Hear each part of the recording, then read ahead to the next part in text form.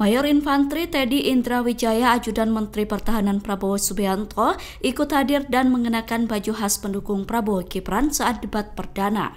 Kehadiran Mayor Teddy dalam barisan pendukung Prabowo Gibran itu menjadi sorotan lantaran diduga melanggar netralitas TNI. Hal itu karena Mayor Teddy merupakan prajurit TNI aktif tetapi ikut hadir dan duduk dalam barisan pendukung Prabowo Gibran saat debat.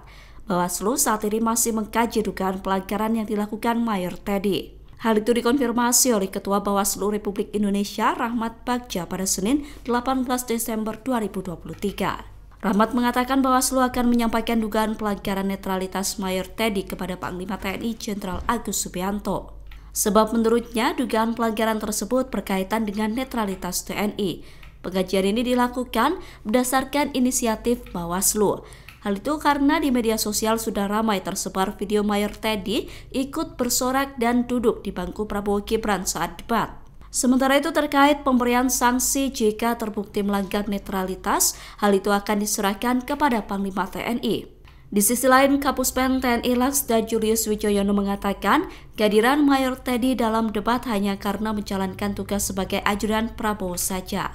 Menurut Laksda Julius, Mayor Teddy tidak mewakili institusi TNI atau pribadi yang ikut berpolitik. TKN Prabowo Gibran merespon dugaan pelanggaran pemilu yang dilakukan oleh Mayor Infantri Teddy Indrawijaya. Seperti diketahui, ajudan Prabowo Subianto yang merupakan prajurit aktif TNI itu ikut duduk di barisan pendukung Prabowo Gibran. Ia bahkan ikut mengenakan baju pendukung Prabowo Gibran. TKN Prabowo Gibran mengatakan bahwa pihaknya akan patuh dan mengikuti aturan dalam Undang-Undang TNI. Hal itu dikonfirmasi oleh Sekretaris TKN Prabowo Gibran Nusron Wahid pada Selasa 18 Desember di KPU RI. Menurut Nusron, Mayor Teddy hanya menjalankan tugas dan tanggung jawabnya sebagai ajudan Menhan. Ia menyebut bahwa tugas Mayor Teddy adalah harus mengikuti aktivitas Prabowo selama 24 jam. Atas hal itu, Ketua DPP Partai Golkar tersebut enggan memberikan respon lebih jauh terkait polemik itu. Terlebih, lembaga tempat Mayor Teddy bertugas, dalam hal ini TNI, sudah memberikan respon. Sebelumnya, Kapuspen TNI Laksda Julius Wijoyono mengatakan bahwa Mayor Teddy tidak mewakili institusi. Ia hanya memposisikan diri sebagai ajudan, tidak lebih. Menurut Laksda Julius, Mayor Teddy juga tidak mewakili pribadi yang ikut berpolitik. Pasangan Capres-Cawapres nomor urut 1 Anies Baswedan dan Muhaimin Iskandar mendapat banyak dukungan dari berbagai organisasi, salah satunya adalah Ijtima Ulama. Bahkan pasangan Amin pun telah menekan fakta integritas Ijtima Ulama. Pengamat menilai ada take and give di balik dukungan Ijtima Ulama kepada Amin. Pernyataan itu disampaikan oleh pengamat politik dari Parameter Politik Indonesia, Adi Prayitno pada Senin 18 Desember 2023. Adi mengatakan bahwa tidak ada yang gratis dalam politik. Menurutnya di balik dukungan itu nantinya ormas-ormas yang dulunya dibekukan seperti Front Pembela Islam atau FPI akan kembali dipulihkan jika Amin menang. Meski demikian, Adi menegaskan dukungan Ijtima Ulama penting bagi Amin. Menurut dia, Ijtima Ulama memiliki jaringan massa yang solid meskipun tidak sekuat 5 tahun lalu. Menurut Adi, Ijtima Ulama mampu memberikan tambahan suara dari kelompok Islam. Terlebih, Anies memang dekat dengan kelompok Islam yang terdiri dalam gerakan 212. Meski begitu, Adi meyakini dukungan Ijtima Ulama ini bukan bagian dari politik identitas. Menurut dia, hal wajar dalam pemilu jika ada sekelompok massa yang menyatakan dukungan kepada calon tertentu. Menjelang pelaksanaan debat Cawapres KPU, para capres memberikan bocoran terkait persiapan cawapresnya. Capres nomor urut 1 Anies Baswedan mengatakan bahwa Caimin tidak melakukan persiapan khusus menjelang debat Cawapres. Menurut Anies, Caimin sudah memiliki pengalaman yang mumpuni. Anies mengaku dirinya tidak memberikan bekal apapun kepada Caimin menjelang debat Cawapres. Sementara Capres nomor urut 2 Prabowo Subianto menaruh harapan besar kepada Gibran Rakabuming. Hal itu disampaikan oleh Sekjen Gerindra Ahmad Muzani. Prabowo disebut percaya bahwa Gibran bisa mengemukakan berbagai hal termasuk solusi penyelesaian masalah yang ada di Indonesia. Gibran disebut akan memberikan kejutan pada debat Cawapres. Sementara itu, Ganjar yakin Mahfud MD telah siap mengikuti debat. Menurut Ganjar, Mahfud merupakan sosok cawapres yang memiliki kapasitas sangat bagus untuk debat. Ganjar percaya diri bahwa Mahfud MD siap menjawab semua pertanyaan panelis saat debat. Seperti diketahui, debat Cawapres akan digelar pada Jumat 22 Desember 2023.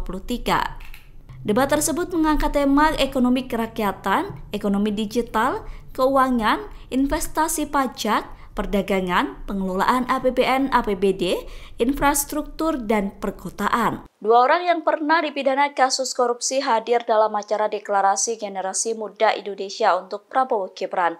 Acara tersebut digelar di Balai Kartini, Kuningan, Jakarta Selatan, Senin 18 Desember 2023. Kedua mantan narapidana korupsi itu adalah mantan Bendahara Umum Partai Demokrat Muhammad Nazarudin dan mantan Sekjen Partai Golkar Idrus Marham.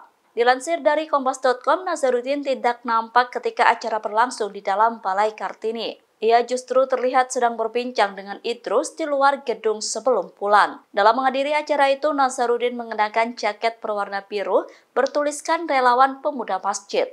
Nazarudin juga tampak tertawa dalam perbincangan dengan Idrus. Adapun Nazarudin merupakan mantan narapidana kasus korupsi berupa suap dalam proyek pembangunan Wisma Atlet SEA Games di Palembang 14 Juli 2020 lalu. Nazarudin divonis 6 tahun penjara dan didenda 1 miliar rupiah atas aksi itu. Mantan Bendahara Umum Partai Demokrat itu terbukti secara sah menerima uang gratifikasi dan pencucian uang. Sementara Idrus Marham baru bebas dari penjara pada 11 September 2020 lalu. Dia terjerat kasus suap proyek pembangkit listrik PLTU Riau 1. Idris divonis 3 tahun penjara atas aksi yang dilakukan. Capres nomor urut 3 Ganjar Pranowo menjawab pertanyaan yang diajukan oleh Kaesang Pangarep. Sebelumnya Kaesang mengkritik Ganjar seusai debat Capres Perdana berlangsung. Kaesang mengatakan bahwa ia bingung dengan posisi Ganjar di pemerintahan. Menurut Kaesang, Ganjar masih terlihat bimbang mau melanjutkan atau melakukan perubahan. Ganjar menjawab singkat pertanyaan yang diajukan oleh Kaesang tersebut.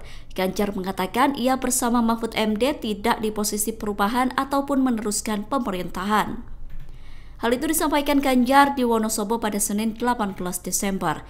Ganjar mengatakan bahwa posisinya sesuai dengan visi misi yang dia usung, yaitu cepat dan unggul.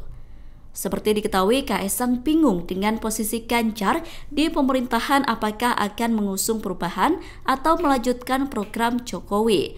Sedangkan lawannya Anies Baswedan dan Prabowo Subianto sudah menempatkan diri di posisi yang jelas, di mana Anies membawa prinsip perubahan sehingga terus mengkritisi pemerintahan Presiden Jokowi. Menurut Kaesang, posisi Anies jelas berseberangan dengan pemerintahan dan mengharapkan perubahan. Sementara Prabowo juga memposisikan diri dengan jelas di pemerintahan. Prabowo menawarkan program berkelanjutan dari pemerintahan Jokowi. Kubu Prabowo Gibran menanggapi isu yang menyebut bahwa pasangan nomor urut 2 itu merupakan simbol otoritarianisme. Seperti diketahui, otoritarianisme merupakan paham politik otoriter atau kepatuhan buta terhadap otoritas. TKN menegaskan bahwa Prabowo Gibran berpegang teguh pada nilai-nilai demokrasi dan transparansi. Pernyataan itu disampaikan oleh Wakil Ketua TKN Prabowo Gibran Panel Barus pada Selasa 19 Desember. Menurutnya, serangan yang menyebut Prabowo Gibran simbol otoritarianisme tidak berdasar. Tuduhan itu seolah mengabaikan komitmen kubu Prabowo Gibran terhadap demokrasi dan suara rakyat Indonesia. Panel Barus mengatakan bahwa isu kebangkitan otoritarianisme tidak lebih dari retorika politik yang tak sesuai dengan realitas. Ketua Bapilpres Projo itu mengatakan bahwa demokrasi di Indonesia telah berkembang dengan matang. Hal itu terbukti dari implementasi demokrasi yang berakar hingga ke tingkat desa. Menurut Panel Barus, pemilihan kepala desa dan pengelolaan dana desa adalah bukti nyata dari kedewasaan demokrasi. Proses itu membuktikan bahwa struktur demokrasi di Indonesia telah menjangkau lapisan masyarakat paling dasar. Oleh karena itu, Panel Barus menilai tuduhan otoritarianisme terhadap Prabowo Gibran tidak berdasar. Ganjar Pranowo tak takut dan mengaku tidak merasa terancam dengan kehadiran Wali Kota Solo Gibran Rakabuming dalam Pilpres 2024. Hal itu disampaikan Ganjar di Desa Wilayu Silomerto, Wonosobo, Senin 18 Desember 2023. Ganjar mengaku tidak takut basis suaranya di Jawa Tengah bergeser ke Gibran. Mantan Gubernur Jawa Tengah itu bahkan berani menargetkan suara sebesar 60% di Jawa Tengah pada Pilpres ini. Target tersebut berkurang jika dibanding dengan realisasi pada Pilpres 5 tahun sebelumnya. Menurut Ganjar, target tersebut sudah dihitung dan dipertimbangkan secara realitas. Ganjar tak memungkiri ada banyak pihak yang ingin merebut suara di Jawa Tengah. Oleh karena itu, ia meminta relawan masuk ke rumah-rumah warga untuk mengamankan suara di Pilpres 2024. Ganjar juga meminta tim sukses hingga relawan untuk datang langsung ke lingkungan sekitar dan mendengarkan aspirasi masyarakat. Dengan mendengar, masyarakat akan lebih yakin untuk memilih pasangan calon Ganjar Mahfud di Pilpres 2024. Masukan-masukan dari masyarakat tersebut akan menyempurnakan program maupun visi misi yang diusung untuk direalisasikan saat terpilih jadi presiden. Capres nomor urut 2 Prabowo Subianto menerima deklarasi dukungan dari relawan Kaukus Generasi Muda Islam atau GEMUIS. Acara tersebut digelar di Balai Kartini, Jakarta, Senin 18 Desember. Kehadiran Prabowo di tengah ratusan massa itu pun disambut riuh. Ratusan massa itu terdiri dari relawan pemuda remaja Masjid Indonesia dan beberapa elemen masyarakat. Prabowo berkata bahwa deklarasi tersebut telah membesarkan hatinya dan memberikan semangat yang lebih besar. Saat memberikan sambutannya, Prabowo menutup dengan membacakan sejumlah pantun. Dalam pantun itu, Prabowo menyindir pihak yang kerap menyebarkan fitnah. Prabowo meminta agar siapa saja pihak yang berupaya memfitnah dan menjelekannya hendaknya dibalas dengan doa baik, tidak dengan cara serupa. Pantun pertama Prabowo langsung disambut riuh dan tepuk tangan tamu undangan. Setelah itu Prabowo melanjutkan dengan membacakan pantun kedua. Dalam kesempatan itu Prabowo mengucapkan terima kasih atas dukungan yang diberikan kepada dirinya.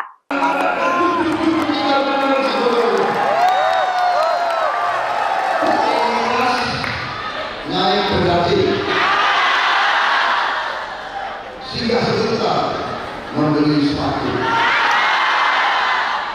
Generasi muda Islam yang saya cintai, mari bersama berjuang untuk Indonesia maju. Hidup rukun bersama tetangga. Setiap hari harus saling menyapa. Kalau ada yang memfitnah dan menjelek-jelekan kita,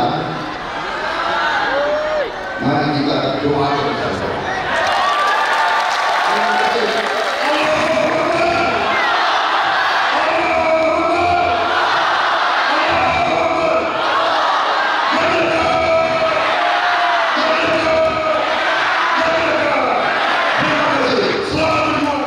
Jadi PPATK menemukan adanya aliran dana ilegal untuk kampanye. Kalau dari Bapak Presiden ada mungkin himbauan?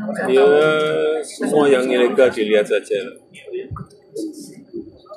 Kalau nggak sesuai dengan aturan, ya pasti ada proses hukum. Instruksinya Pak penegak hukum supaya sistem pemilu berjalan dengan jujur dan adil dan juga ada temuan. Ya, semua harus mengikuti aturan yang ada. Sudah. Presiden Joko Widodo memberikan respon terkait temuan Pusat Pelaporan dan Analisis Transaksi Keuangan atau PPATK. Sebelumnya, PPATK menemukan adanya sumber dana ilegal untuk kegiatan kampanye di pemilu 2024. Termasuk diantaranya sumber dana tersebut berasal dari hasil kejahatan lingkungan, khususnya illegal mining atau pertambangan ilegal. PPATK juga menemukan indikasi dana kampanye yang bersumber dari tindak pidana lain. Namun PPATK tidak membeberkan lebih lanjut mengenai tindak pidana yang dimaksud.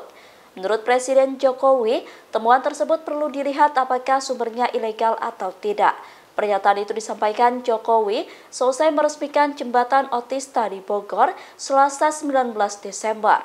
Jokowi berkata jika ada sumber dana ilegal yang digunakan untuk pemilu, maka akan diproses hukum. Dalam kasus itu, Kepala PPATK Ivan Yustia Vandana menampik jika PPATK melakukan pengawasan transaksi keuangan untuk kepentingan politik. Ia menegaskan bahwa PPATK melakukan pemeriksaan keuangan untuk menghindarkan pelaku kriminal yang memanfaatkan penyelenggaraan pemilu dengan uang haram. Menurutnya, potensi dana ilegal untuk pembiayaan pemilu tampak dari meningkatnya jumlah transaksi. Download Tribun X sekarang, menghadirkan lokal menjadi Indonesia.